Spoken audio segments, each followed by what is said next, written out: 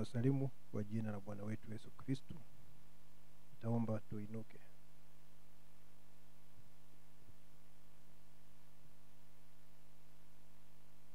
Tunaomba. Baba yetu Mwenyezi Mungu, kwa jina la Bwana wetu Yesu Kristo, Mungu wetu mwenye utukufu na sifa zote na mamlaka, tunatoa sifa na shukrani Bwana kwa jina la Yesu Kristo. Tunajua wewe ni Mungu wetu Bwana, tunakuenzi. Mungu wetu, furaha yetu ni kujua tutaishi na wewe siku ambazo hazina mwisho katika umilele. Na tunajua kwamba yale mateso tunapata hapa katika hii dunia ni kwa muda mfupi sana, na hawezi kulinganishwa na utukufu ambao utafunuliwa ndani yetu. Ninaomba Bwana utusaidie katika haya maisha, tuweze kuwa na neema ya kutosha ya kuweza kuishi kwa ajili ya jina lako, ili maisha yetu Bwana yaistahili injili ya Bwana wetu Yesu Kristo. Tusaidie katika huu mkutano, ni wewe tunategemea. Ninaomba ukaweza kuja miongoni mwetu vile uliahidi ya kwamba 2 ama 3 wakikusanyika kwa sababu ya jina lako utakuwa miongoni mwao. Basi Bwana, ikupendeze kuwa miongoni mwetu siku ya leo, na uweze kusema nasi Bwana. Kila mmoja wetu uweze kutuinua Bwana kupitia neno lako na kutatua shida Bwana na changamoto katika maisha yetu. Ninaomba Bwana utakaze maisha yetu kwa damu ya Yesu Kristo. Tuoshe kikamilifu na utuondolee hatia zote, na chochote ambacho si haki ukiweke kwenye bahari ya sahau.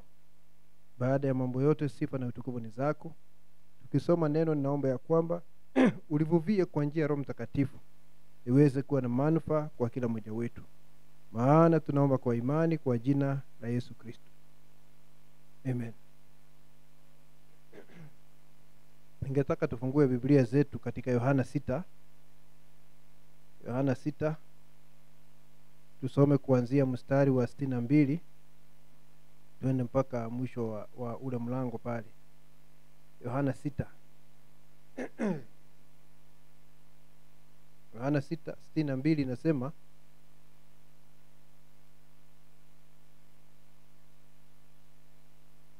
ni Yesu anaongea na wale ambao walikuwa wanabishana naye, Wayahudi. Itakuwaje basi muonapo mwana wa Adamu akipaa alikokuwako kwanza? Roho ndiyo itiayo uzima, mwili haufai kitu. Maneno hayo niliyowaambia ni roho tena ni uzima. Lakini kuna wengine miongoni mwenu wasioamini. Kwa maana Yesu alijua tangu mwanzo ni nani wasioamini, naye ni nani atakayemsaliti. Nasema kwa sababu hiyo nimewaambia ya kwamba hakuna mtu awezaye kuja kwangu isipokuwa amejaliwa na Baba yangu. Kwa ajili ya hayo wengi miongoni mwa wanafunzi wake wakarejea nyuma wasiandamane naye tena. Basi Yesu akawaambia wale thenashara, ni kusema 12, je, ninyi nanyi mwataka kuondoka? Basi Simoni Petro akamjibu, Bwana, twende kwa nani? Wewe unayo maneno ya uzima wa milele, nasi tumesadiki. Hiyo ni kusema kuamini. Tena tumejua ya kuwa wewe ndiwe mtakatifu wa Mungu. Yesu akajibu, je, mimi si kuwachagua ninyi thenashara na mmoja wenyu ni Shetani? Alimnena Yuda mwana wa Simoni Iskariote, maana huyo ndiye atakayemsaliti, naye ni mmoja wapo wa wale thenashara. Na Bwana aongeze baraka. Tunaweza kuketi.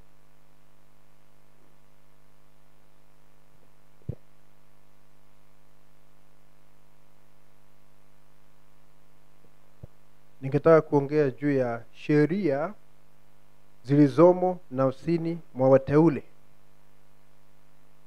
Inamaanisha kwamba katika nafsi ya mteule kuna sheria ziko kule ndani, na hizo sheria zimewekwa pale na Mungu. Na kama vile ambavyo tulisema wakati nilianza hii series, nilisema ya kwamba kila mbegu inafaa kuzaa kulingana na aina yake. Kila mbegu inafaa kuzaa kulingana na aina yake, kulingana na asili ama uhai ulio ndani ya hiyo mbegu. Na huwezi kuleta kitu kingine na huwezi kubuni chochote. Unaweza tu kuleta kile kilicho ndani yako, na mbegu haiwezi kuleta kingine isipokuwa kulingana na asili iliyo ndani yake. Hiyo ndiyo sheria ya Mungu.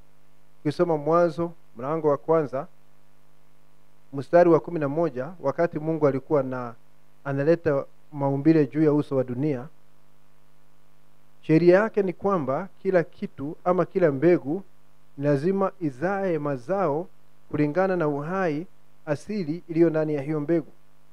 Na hiyo ni kweli hata katika mambo ya kiroho. Ndio maana kwa mfano kuna mahali nabii anasema ya kwamba ile mbegu ambayo inaanzisha kanisa ni hiyo inakomaa, inakuwa mti, inaleta matunda. Kanisa likianzishwa kwa msingi wa Kristo, ya kwamba ni neno limepandwa ndani waaminio, litamwagiliwa maji na Roho Mtakatifu, na kisha litaleta Yesu Kristo akiwa ndani ya wanawake na wanaume, sura ya Yesu Kristo itaonekana. Kanisa likianzishwa kwa msingi wa theolojia, watakuwa ni wasomi, wanajua mambo kuhusu Biblia, lakini hawana uzima, watakuwa madhehebu. Kwa sababu mbegu ambayo inaanzisha kanisa ni hiyo ambayo italeta mazao. Na sheria hizi naongea habari zake ni asili ambayo iko ndani ya nafsi, na kile ambacho tunahitaji kufanya ni kutambua kile Mungu aliweka ndani yetu. Hatuwezi kubuni chochote. Nabii anasema huwezi kuwa kile usicho. You cannot be what you are not. Lazima tutambue kile Mungu aliweka ndani yetu, na tukisha kutambua kile ambacho Mungu aliweka ndani yetu, tuweze kuangalia vile ambavyo kinaweza kuimarishwa. Biblia haiwezi kusema ya kwamba tunatoka utukufu mmoja na kwenda mwingine ikiwa hakuna nafasi ya kuimarishwa. Lazima kuwe na kuimarishwa. Biblia inaongea katika sehemu nyingi sana juu ya kukua. Mtoto anazaliwa na kisha anakuwa. Na hapa tunaongea juu ya mambo ya kiroho. Na inategemea vile mtu alivyo kule ndani. Wakati tumesoma hayo maandiko katika Yohana 6, unaweza kuona makundi tofauti ya watu. Nabii alitumia hilo andiko akahubiri ujumbe ambao unaitwa aina 3 za waaminio. Akasema kuna muaminio halisi ambaye hata kama mambo ni magumu ama haelewi, anasalia hapo na neno, maana anajua neno ni la kweli. Akasema ya kwamba kuna mtu asiamini, akianza kukuazika na neno anaondoka na kwenda zake, na nabii anasema huyo hata kusumbua sana kwa sababu ataondoka. Na anasema kuna mtu ambaye anajifanya ni muaminio na si muaminio, anasema huyo ndio mtu ambaye atakusumbua. Wakati Yesu alianza kunena hayo maneno magumu, anasema yeye ni mkate utokao mbinguni, anasema mwili wake ni chakula na damu yake ni kinywaji. Wale watu ambao walikuwa wanamsikiza, wale wengi walikuazika, hata wale 70 ambao yasemekana walikuwa ni wahudumu, waliondoka wakaenda kwa sababu walikwazwa na neno, maana ndani yao hakuna kitu ambacho kinaweza kuambatana na ile kweli. Hakuna kitu kinaweza kuambatana na ile kweli. Hakuna sheria iliyowekwa kabla misingi ya ulimwengu ndani ya nafsi zao ya kuamini maneno ya Mungu. Kwa hivyo wakikwazwa na neno, wanaondoka wanaenda zao. Na sasa wakabaki wale wengine 12, na Yesu akawageukia. Wakati ameona wale wameenda, hakukimbia kujaribu kuwaleta kwa sababu ni watu aina hiyo. Akageukia wale 12 akawauliza, hata na nyinyi mnataka kwenda? Nabii anasema hapo ndipo Petro alisema, twende kwa nani na ni wewe una maneno ya uzima. Na hata hivyo Yesu akasema, hata sasa kuna mmoja amesalia miongoni mwenu na ni mwana wa Shetani. Sasa wale walikuwa ni wasioamini, ingawa walikuwa pamoja na Yesu, lakini wamekwazwa na neno kwa sababu ndani yao hakuna sheria ya kuamini ukweli katika kizazi. Lakini amesalia mmoja hapa na si muaminio, lakini anajifanya ni muaminio. Na huyo ndiye mtu wa kudanganya, kwa sababu nabii anasema ukimwangalia juu anaonekana yeye ni muaminio karibu 100%. Na nabii anasema hivi katika nyakati 7 za kanisa, hakuna mtu aliyejua Yuda alikuwa ni mtu wa aina gani isipokuwa Yesu. Hata wale mitume wengine walikuwa nafikiria ni ndugu mzuri, ni mhudumu pamoja na wao, hawakujua kwamba si mmoja wao. Na anasema kazi ya mtu asiamini, anakaa miongoni mwa waaminio akitafuta makosa. Anakaa miongoni mwa waaminio akitafuta makosa, na siku moja wakati ameona kitu kama kosa ama hitilafu, basi atatoka na atumie hicho ambacho anaona ni kama hitilafu akijaribu kuangamiza imani hiyo. Hata Judas, unajua, labda mwishowe kama angeulizwa kwa nini amemsaliti Yesu, labda angepata jambo la kusema. Huenda angesema huyu mtu hana huruma na maskini, anashika mafuta anamwaga. Nakumbuka yale maneno aliyosema, kwa nini haya mafuta yakamwagwa namna hii? Si angeuzwa na fedha ambazo zitapatikana kusaidia maskini? Lakini Biblia inasema hapo kando, inasema hakusema hivyo kwa sababu alikuwa na haja na maskini. Alikuwa anataka pesa ziwekwe katika mkoba pale, na kwa sababu alikuwa ni mwizi ananyosha mkono mara kwa mara, aanze kujisaidia akitumia fedha hizo. Mwaminio wa kujifanya ni mtu ambaye anakaa miongoni mwa waaminio akiwatafutia makosa, na ile siku wataona kana kwamba amepata makosa, basi ndio watatoka wakati huo na aende akiharibu sifa yao. Na tuko na watu hao wengi, ndio sababu unaona kwa mfano watu ambao wamekaa katika ujumbe miaka mingi. Mtu amekuwa mhudumu miaka 33, anasema ya kwamba ameona ujumbe sio sahihi, ameona yale mambo ya lile wingu, nabii alibuni mambo hayo, na hataki kuhusishwa na hatia za ndugu Branham. Ni kwa sababu alikuwa muaminiwa kujifanya hiyo miaka yote, lakini kwa sababu hawezi kwenda mpaka mwisho, lazima mahali fulani aweze kuonesha rangi zake kulingana na asili iliyo ndani yake.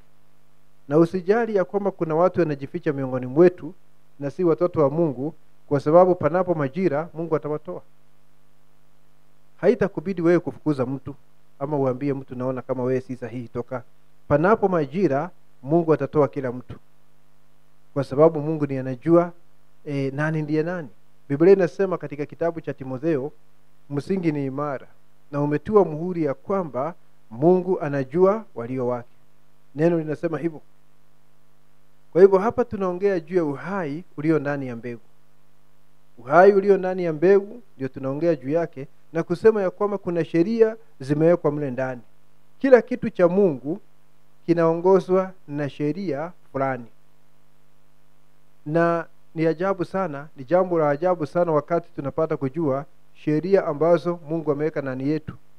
Kwa sababu wakati tunajua zile sheria Mungu ameweka ndani yetu, tutaweza kufanikiwa. Na tusipojua sheria hizo ama tufanye kinyume na hizo sheria, hatuwezi kupata mafanikio. Katika ujumbe Roho Mtakatifu ni nini? Nabii anasema lazima ufanye kazi kulingana na sheria za Mungu, sio kinyume na sheria za Mungu, lakini kuambatana na sheria za Mungu. Nasema kwa mfano, kama una vyakula umepanda kwenye shamba, lakini shamba lako liko juu ya mlima na mto uko pale chini, na kisha unaweka mifereji itoke pale chini ipande juu ya mlima, hata ukilia namna gani maji hawezi kutoka chini aende juu ya mlima kutumia gravity, haiwezekani.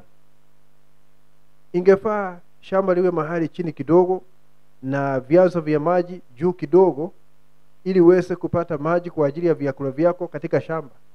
Anasema lazima ufanye kazi kulingana na sheria za Mungu. Ndio sababu unaona mtu anaweza kwenda hata afunge siku 20 na anatafuta Roho Mtakatifu na asipate, kwa sababu anaweza kufanya hayo lakini haamini neno kwa njia sahihi. Haamini neno lakini ana juhudi nyingi sana, na akitoka pale anatokea kama amevunjika moyo, na anaona kana kama Mungu si mwaminifu na ahadi zake. Sio kulia ama kukwaruza ukuta kunafanya Mungu ajibu maombi. Lazima ufanye kazi kulingana na sheria yake.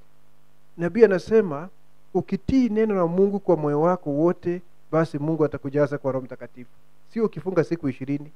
Ukitii neno la Mungu kadri unavyolifahamu kwa moyo wako wote, Mungu atakujaza kwa Roho Mtakatifu.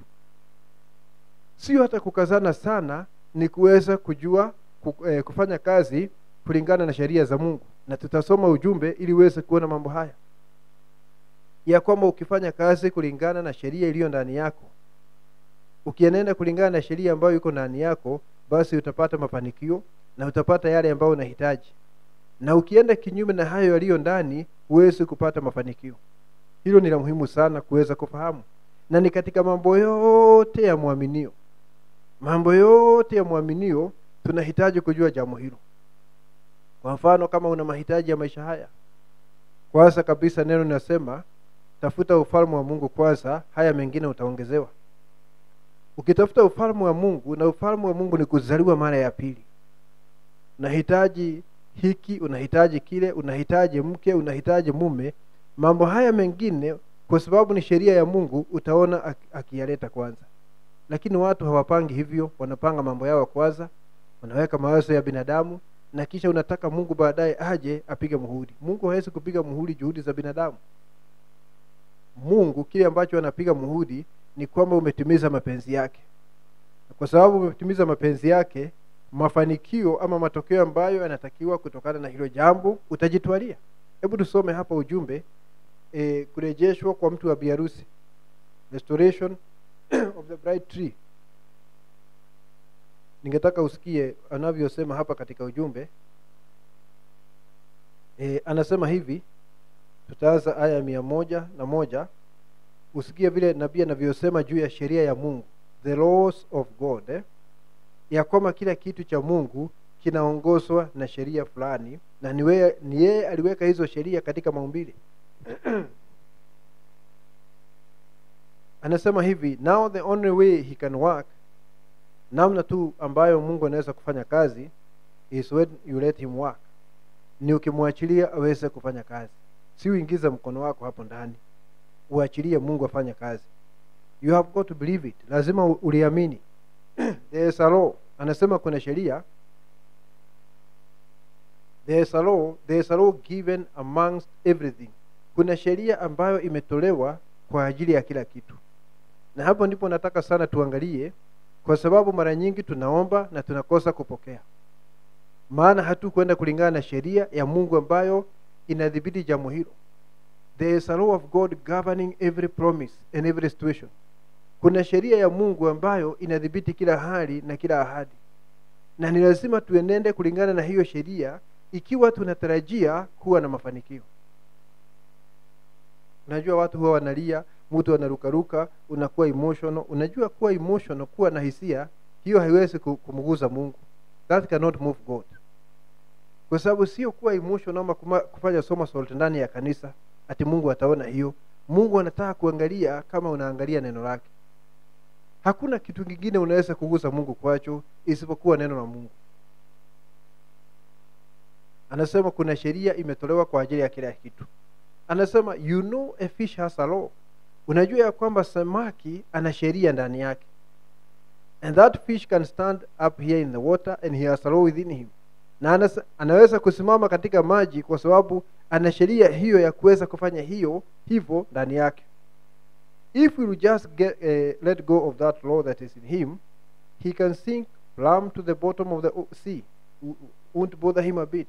Na akitumia hiyo sheria anaweza kwenda hata kwenye kilindi cha bahari na hilo jambo halitamsumbua. Won't break one cell. Hakuna hata chembe moja itavunjika. You try to do it.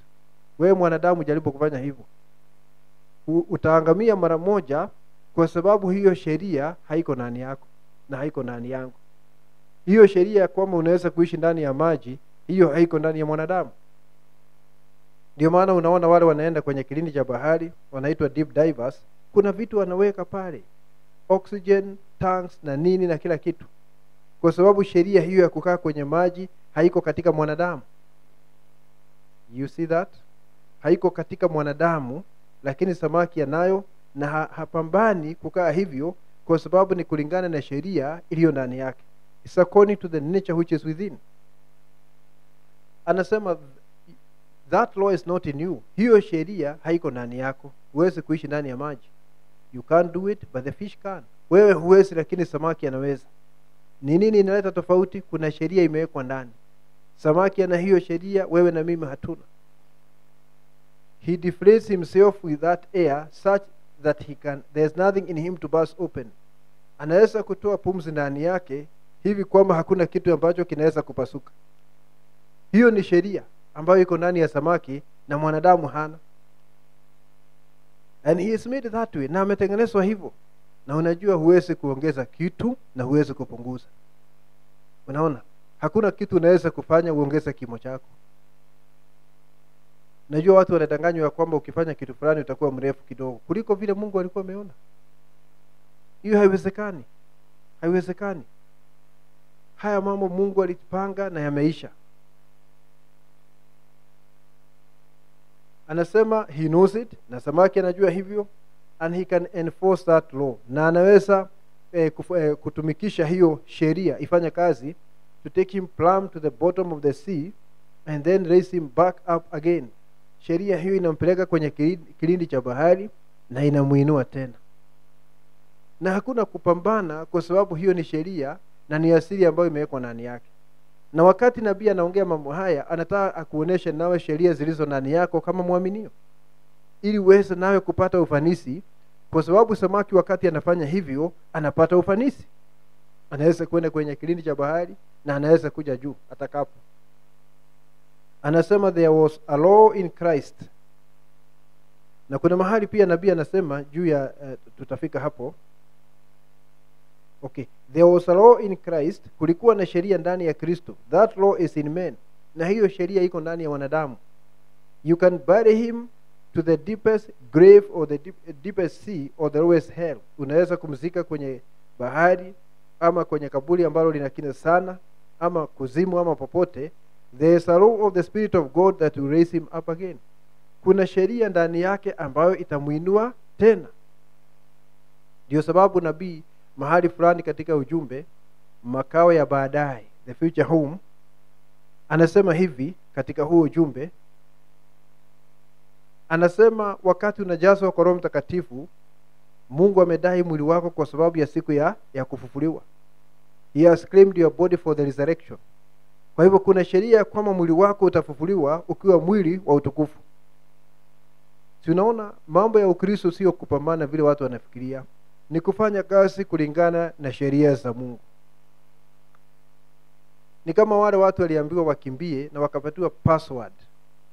Kama mkimbie kabisa, lakini kuna mahali mwishoni mwa mbio hizi kuna mahali mnatakiwa kuingia pale ili mtuzwe, na walipoanza mbio pale walipatiwa password, na wakifika pale kwenye lango mahali wanaingia walitakiwa kutamka hiyo password kwa yule mlinda lango pale, ama mlinzi tuseme, ili wakubaliwe kuingia pale ndani. Na mmoja alikimbia sana, akaenda mbio akapita wale wengine wote, lakini alipofika pale alikuwa amesahau password. Wengine walitoka nyuma, hawakuwa na mbio kama yeye, lakini walikuwa nakumbuka password. Na wakafika pale wakamwacha, wakaingia ndani. Kwa hivyo sio mbio pale ilikuwa inajalisha sana, ni kukumbuka ile password. Na hapa sio vile unaweza kufanya juhudi, ni vile unaweza kufanya kazi kulingana na sheria ambazo Mungu ameweka. Na huwezi kuleta jambo lako, na huwezi kubuni jambo lako, itachukua Mungu mwenyewe. Sijui kama tuko pamoja? Okay. Anaongea juu ya ndege wa angani, nyuni wa angani. Anasema a bird has a law.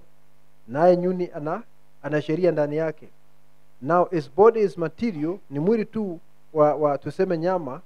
It is earthbound, na ni hapa duniani, says on the earth here, na ndege anaishi hapa duniani. But it has a law within it that the way it spreads its wings, it can fly plumb out of sight.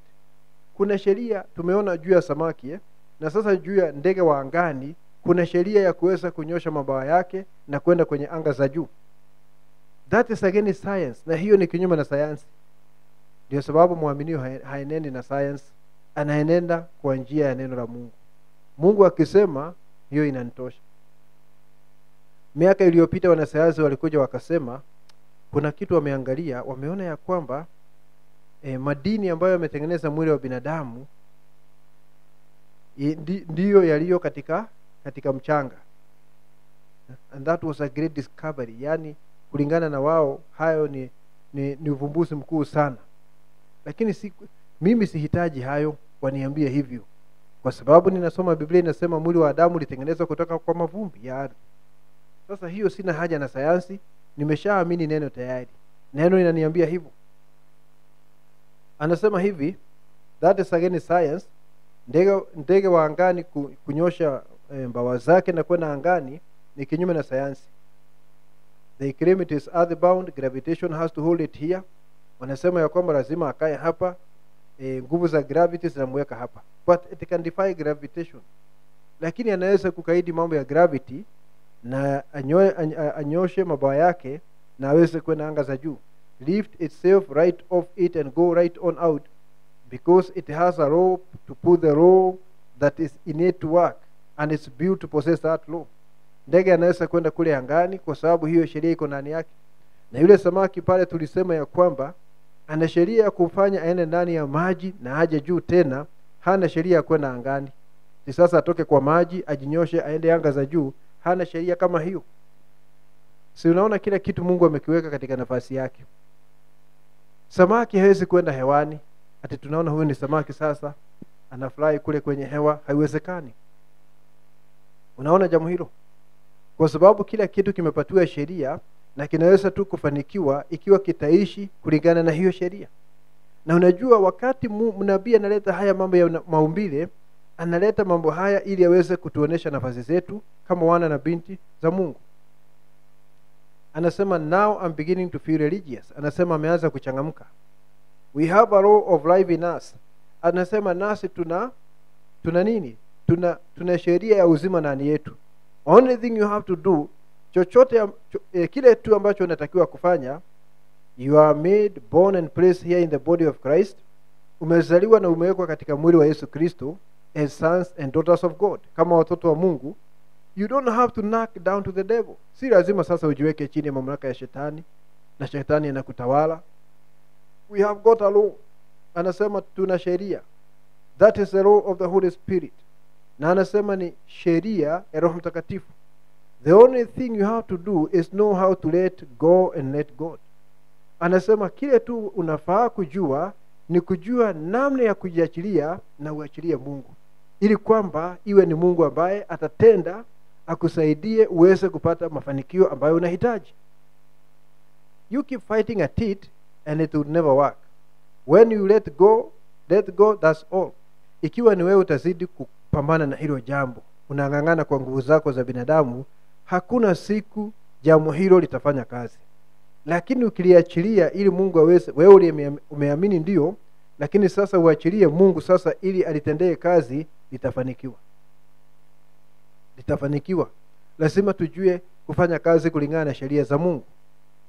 Hivyo ambavyo samaki anajua kwamba anaweza kutoa pumzi ndani yake na aende kwenye kilindi cha maji na kisha aweze kuja hapa juu. Na ndege wa angani anajua namna ya kunyosha mabawa yake na aende katika anga za juu. Hivyo ndivyo inafaa kuwa na muaminio, ya kwamba unajiachilia ili yale mafanikio unatarajia yaweze kupatikana. Lakini sio kupambana kila wakati na kupambana, haitawezekana. Ni kama wale ambao unaona wanafukuza pepo ndani ya watu mpaka wanatingisa mtu hivi. You cannot shake a devil out. Natingisa mtu hivi ati pepo atoke. Naona Wapentekoste na mambo kama hayo. Sio jambo la namna hiyo, lakini ni kuweza kujua sheria ya Mungu ya kwamba unakaa pale. Nabii anasema kipawa ni uwezo wa kuondoka njiani. Kipawa ni uwezo Mungu amekujalia wa kuweza kuondoka njiani. Na hapa tunaongea kiroho. Na ukiondoka njiani, Roho Mtakatifu anachukua ile nafasi, anaanza kutenda yeye mwenyewe. Ukiondoka njiani, ni Roho Mtakatifu atatoa pepo ndani ya mtu.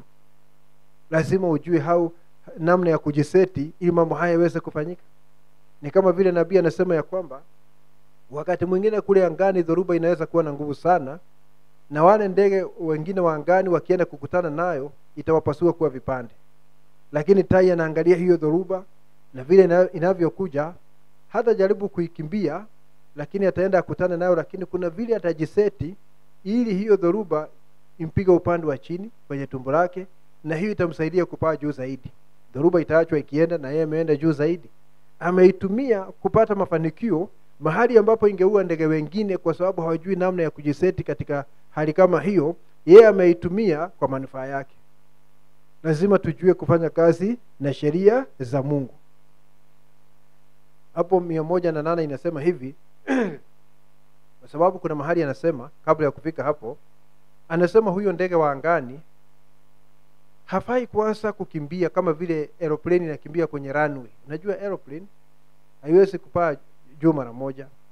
Lazima iende kama kilomita 1 ama nusu kilomita kwa lami ambayo imetengenezwa kwenye uwanja wa ndege, inaitwa runway, ili kupata momentum, nguvu za kupaa. Unajua nyuni wa angani hahitaji kufanya hivyo. Tuseme ule ni mwewe. Sasa mwewe anakimbia apate momentum apae juu. Nabii anasema mwewe akifanya hivi ati anakimbia hivyo, ama ndege yote wa angani akimbia hivyo apate momentum, ni kuanguka ataanguka. Kwa sababu hajajaliwa kuwa anakimbia namna hivyo hapa duniani, ataanguka. Utaona kidona chake kimekonga chini. Unaona? Lakini anatakiwa aweze kutoka hiyo point alipo, mahali alipo, aweze kwenda katika anga za juu. Kama ametua katika tawi la mti, anatakiwa tu anyoshe mabawa yake na aende straight juu, kwa sababu sheria iko ndani yake. Sasa lakini akianza kukimbia ili apate momentum ya kupaa, ni kuanguka ataanguka. Na akifanya hivyo hafanyi kazi kulingana na sheria iliyo ndani yake. Na hivyo ndivyo ilivyo na waaminio. Nabii anasema hivi hapa. Sikia hapa anavyosema hapa 108, and that is the same way it is with us. Na hivyo ndivyo ilivyo nasi. It is not what we fight and pull and hurry. Si kile tunaweza kupigana na kungangana na kuvuta na kuwa katika mbio. Unajua hata hili jambo la kuwa katika mbio, kwa sababu nataka jambo litimizwe, haiwezi kuleta matokeo, kwa sababu Mungu anafanya kazi kulingana na utaratibu wake. Huwezi kushika Mungu mkono ufanye hivi na hivi na twist mkono wa Mungu, nataka hili lifanywe haraka. Hawezi. Naona lazima ufanye kazi kulingana na sheria za Mungu. Ndio sababu nabii anasema wakati alikuwa anaendesha mikutano ya uponyaji, anasema unaona Mkristo, mwanamke ambaye ameokoka na ni mtakatifu na anakuja pale, lakini kwa sababu hana imani na anategemea utakatifu wake, anaondoka bila kuponywa. Kahaba wa mtaani anasikia kuna mikutano iko karibu, na mimi niko na shida, ningetaka kuponywa. Na anakuja, na unajua yeye hana sifa ambayo anajaribu kulinda. She has no reputation to save. Kwa hivyo hakuna utakatifu anaweza kuwasilisha hapa. Anakuja tu kwa kuamini. Nimesikia kuna mtu wa Mungu pale, na nikiamini ninaweza kuponywa. Na anakuja na anaponywa, kwa sababu hiyo ndio sheria. Ya kwamba ikiwa ni uponyaji ama chochote unatafuta, kinategemea imani. Ikiwa unaweza kuamini. Si useme mimi ni mtakatifu, kwa hivyo hata nisipoamini wacha nisimame tu hapa nitaponywa. Haitafanyika. Inachukua imani. Unaona jambo hilo? Inachukua imani. Anasema, if I don't get this, nisipopata hili, if I don't get that, nisipopata kile. Najua kuna watu wanajaribu kulazimisha Mungu na tena kumkimbiza. You are always in a hurry. Nataka Mungu kabla ya mwezi wa 8 uwe umenifanyia hili jambo. Huwezi kufanyia Mungu hivyo. Lazima kwanza uamini neno lake, na kisha ujiachilie, na ni vizuri kushirikiana na Mungu. Jambo hilo linawezekana. Lakini Mungu akiona umeanza kutaka kujisaidia, kwanza anakaa kidogo. Jambo ambalo lingefanyika tuseme baada ya miezi kadhaa, linachukua mwaka na kitu, kwa sababu Mungu alikaa kando kidogo ili ujisaidie. Na unajua huwezi kujisaidia. Unajua hivyo. Naona jambo hilo. That is not it. Anasema si hivyo. It is to know that the law of life is in you, and you just let go and let God.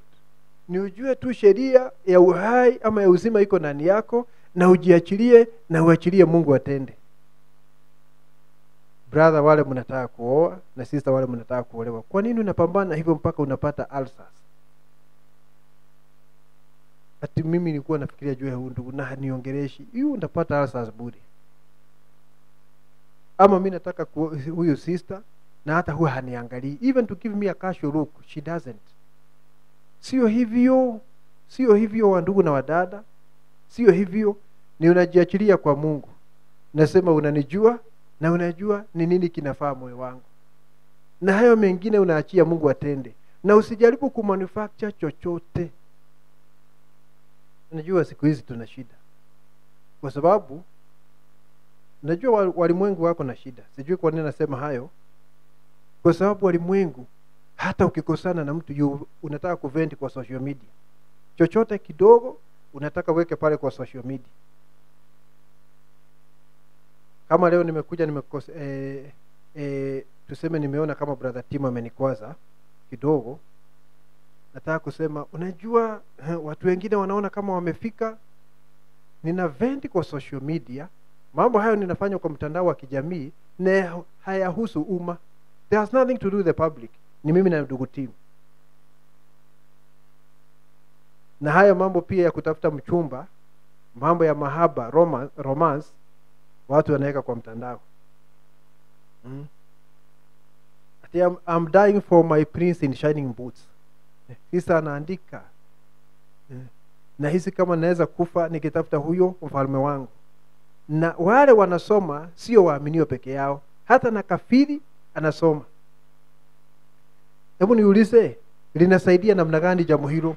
Mwisho wa siku uangalie kabisa, uanalyze, ufanye analysis, ukague hilo jambo linasaidia namna gani. Kwanza watu wamepata maneno ya kunena, wanasema okay, he is searching. Ni kutafuta anatafuta, lakini namna anayotafuta kwayo si ya kiroho. Si ya kiroho na si ya kimaandiko. Kwa sababu hili ni jambo la faragani, unaenda unaomba na kisha unaachilia Mungu. Nabii anasema ili jambo liwe ni la Mungu, mambo matatu yanahitaji kupanga mstari. The three lights must line up. Number 1, na tumeshasema wakati uliopita, lazima liwe la kimaandiko. Lazima lile jambo unatazamia liweze kuwa la kimaandiko, si jambo ambalo linapinga neno. Number 1. Number 2, lazima uwe ni mzigo wako, sio mzigo wa mtu mwingine, na sio kupendekezewa, ni wewe Mungu ameweka mzigo. Na number 3, Mungu atatengeneza hali, mazingira, utaona mambo yakianza kuingiana kufanya hilo jambo liwezekane. Haitakubidi kubuni mazingira. You not have to manufacture things to bring that to pass. Hutabuni chochote, ni Mungu atafanya liingiane. Kama anataka muanze kuongea na huyo dada, kuna vile Mungu atafanya muanze kuongea. Na hutatumia broker, na hutatumia mipango ya aina hii ama mipango ya aina ile. Ni Mungu atafanya jambo hilo. We together? Lazima tufanye kazi kulingana na sheria za Mungu. Na usipofanya kazi kulingana na sheria za Mungu ambazo zimewekwa ndani, upuuza hiyo sheria alafu uleta mawazo ya binadamu, basi huwezi kupata mafanikio kwa jambo lolote. Lazima tufanye kazi kulingana na sheria ambazo Mungu ameweka ndani yetu. Haleluya. Haya, wacha tumalize kusoma hapo, nisikwame hapo. Tumaliza hiyo nukuu. Anasema hivi, that is not it. Si kupambana namna hiyo. It is to know that the law of life is in you, and you just let go and let God. Ni kujua ya kwamba sheria ya uzima iko ndani yako, na ujiachilie na uachilie Mungu. Sasa wewe uache kutenda, Mungu aweze kutenda. Right? Then he takes you to your healing. Ukifanya hivyo umejiachilia namna hiyo, na hapa ulikuwa unahitaji uponyaji, ubatizo wa Roho Mtakatifu ama chochote, kitafanikiwa katika maisha yako. Utajitwalia. Then he takes you to your healing. Kwa sababu umejiachilia sheria ya Mungu, anakuongoza unapata uponyaji. Takes you to the baptism of the Spirit. Anakuongoza kwa ubatizo wa Roho. Right? Or anything that is promised, ama chochote ambacho kimeahidiwa, Mungu atakuongoza kujitwalia hilo jambo. Unajua shida ni kwa nini hatupokei? Kwa sababu mara nyingi tunatumia mawazo yetu, reasoning. Badala ya kuchukua sheria ya Mungu hiyo na tusimame na hiyo tumwachilie Mungu atende, tunachukua reasoning, na tena tuko na haraka sana, nijaribu hili, nilisikia watu wakisema ukifanya hii biashara hii ndio iko na faida sana. Unakimbia bila uongozi wa Roho Mtakatifu, unachomeka vidole, maana yake kupata hasara. Unaona? He takes you to the healing, to your healing. Takes you to the baptism of the Spirit, or anything that is promised. Any claim that is given is yours, and by letting go and letting God. Ukiacha na uachilie Mungu afanye kazi, kwa sababu mambo haya nilikuambia siku nyingine ya kwamba kile unapata katika neno la wakati huu, kile tunasema ujumbe wa saa, the message of the hour, jambo hilo ambalo limetajwa katika ujumbe, daima limekuwa katika moyo wako. Ni vile huko unatambua. Kwa sababu nabii anasema moyo wako ni neno la majira haya. Hiyo nafsi yako ni neno la majira haya. Lakini kwa muda hauko unatambua hayo.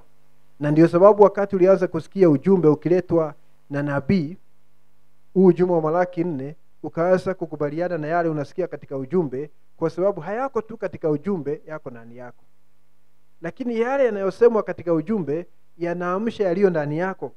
Unaona? Yanaamsha yaliyo ndani yako kwa sababu ni kitu cha aina moja. Na hiyo ndio inaitwa kuondoa amnesia, ugonjwa wa kutokujielewa, bumbuazi.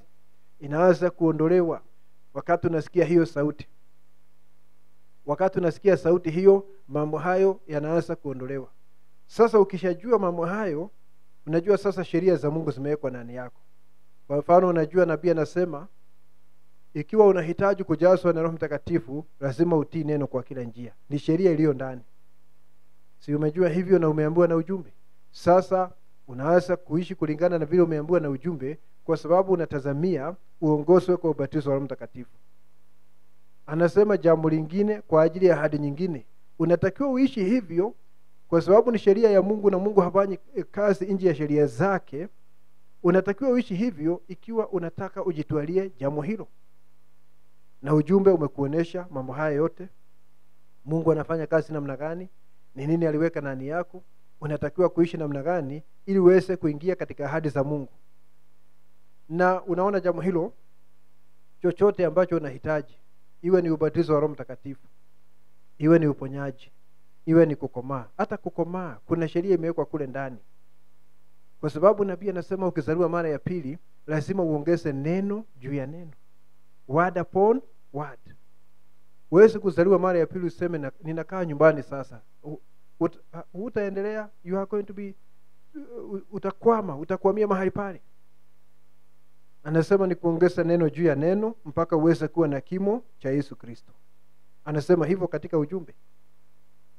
Nafikiri tunaona mambo hayo, ya kwamba kila kitu ambacho unahitaji kinategemea sheria ambayo Mungu ameweka katika neno na ndani yako kwa ajili ya jambo hilo. Nilikwambia wakati Mungu anakuhuisha, yale yalikuwa yamewekwa ndani ni yawe yanaanza kuonekana. Nakwambia kwa mfano, mwanamwali mpumbavu ni watu wazuri wa Mungu na hawatapotea, watakuwa na uzima baada ya kiti cha cheupe cha hukumu. Lakini kuna mambo Mungu hakuweka katika nafsi zao. Hakuna kunyakuliwa, hakuna chembe ya kunyakuliwa katika nafsi ya mtu ambaye ni mwanamwali mpumbavu na ni mtu mzuri wa Mungu. Na hata kama angamiminiwa Roho Mtakatifu kwenye nafsi, hawezi kunyakuliwa kwa sababu hiyo sheria haiko ndani. Sio roho tu, lazima kuwe na ile nature, alafu Roho Mtakatifu anakuja akiwa ni dynamics, ni nguvu ya kufanya kazi. Sijui kama tunaelewa. Ukileta mvua kiasi, hata iwe ni kiasi gani, na hakuna mbegu umepanda kwenye shamba, ile mvua hakuna kitu itafanya. Haiwezi kuleta mahindi kama hukuweka mbegu pale. Haya mambo yanalingana na nature iliyo ndani ya muamini. Na ndio sababu huwezi kudharau mwingine, huwezi kuchukia mtu mwingine eti kwa sababu huoni akipitia laini ya mteule halisi. Sio kupenda kwa yeyote. Mambo hayo yaliisha kabla ya msingi ya ulimwengu. Na tuko hapa tuweze kufanya discovery, tuweze kutambua. Na ukitambua wewe ni mteule, ujue kuna sheria zimewekwa ndani yako, uambie Mungu ahuishe sheria hizo ili matokeo yaweze kuonekana. That is all. Kusudi la ujumbe huu ni kufanya waaminio wajitambue ni akina nani, na waweze kuishi maisha ya Bwana Yesu Kristo bila kung'ang'ana. Si unaona samaki hakuna mazoezi yanafanya kwanza ili aweze kuogelea? Hakuna mazoezi yanafanya. Na maisha ya Mkristo tunatakiwa tuishi automatically bila kung'ang'ana, kwa sababu ni ile sheria iliyowekwa ndani yako na sasa imehuishwa na Roho Mtakatifu. Na hata wakati unafanyia Mungu kazi mahali popote amekuweka, sheria ni hiyo tu. Mhudumu akisimama hapa ili ahubiri, hahitaji kuanza kung'ang'ana sana na mambo kama yale, anatakiwa aachilie Roho Mtakatifu. Kwa sababu kuna nabii anasema ikiwa mtu ni mwalimu wa neno kwa mfano, kuna kitu kimewekwa ndani yake cha kufundisha. Anahitaji ajiachilie Roho Mtakatifu ashike kipawa hicho. Akishika kipawa hicho, huyu atajikuta anafundisha neno. Na kila huduma ni namna hiyo. Na hata kiongozi wa nyimbo ni hivyo. Akijiachilia kwa sababu kipawa kimewekwa ndani yake, ajiachilie hicho kipawa na Roho Mtakatifu ashike hicho kipawa, ataleta worship ambayo italeta Roho Mtakatifu miongoni mwa watu. Na utapata ya kwamba akiongoza nyimbo Baadaye na hakuwa anajua mhudumu atakuja kusema nini, ataleta ujumbe ambao utaambatana na zile nyimbo, kwa sababu pia yeye alikuwa amejiachilia na Roho Mtakatifu akachukua hatamu. Tunahitaji kujiachilia kwa chochote, kazi yoyote ambayo unafanyia Mungu, ujiachilie. Unaona? Sheria ya Mungu ni ujiachilie ili Mungu ashike uwezo ambao uliweka ndani yako, aweze kufanyisha kazi, uweze kuwa baraka kwa wengine, kwa mwili wa Yesu Kristo. Majira ndiyo haya, tuweze kuelewa mambo hayo. Unaona? Tuweze kuelewa mambo hayo. Ikiwa kwa mfano mtu hakuitwa kuwa mhudumu, najua kile ambacho atafanya. Kama yeye ana hiyo hamu ya kuhubiri sana na Mungu hajamuitia hiyo ofisi, what is he going to do? Over prepare. Hata lala usiku anaangalia cupboard, kama ndugu moja ambaye niliona mahali. Yeye hana huduma lakini naamini anayo. Anaenda anambia pasa, kwa sababu mchungaji ameweka kanisa huru, anasema ndugu, ukisikia weekend moja unaweza kutuambia jambo, uje unione, nitakupatia nafasi. Na yeye akahisi ya kwamba na jambo. Akaja akaangalia cupboard. Siku hizi anasema ni mchungaji. Akaanza kutuambia, sasa unajua hii kazi ya kuhubiri ni ngumu. Nimelala usiku mmoja mzima nikiangalia cupboard, nikishindwa nitaleta ujumbe gani. Na si ulisema una mzigo? Ndio maana umekuja kwa mchungaji. Akaangalia, akatoa ujumbe masterpiece, kile kipeo. Akaja akahubiri na watu wakachanganyikiwa zaidi.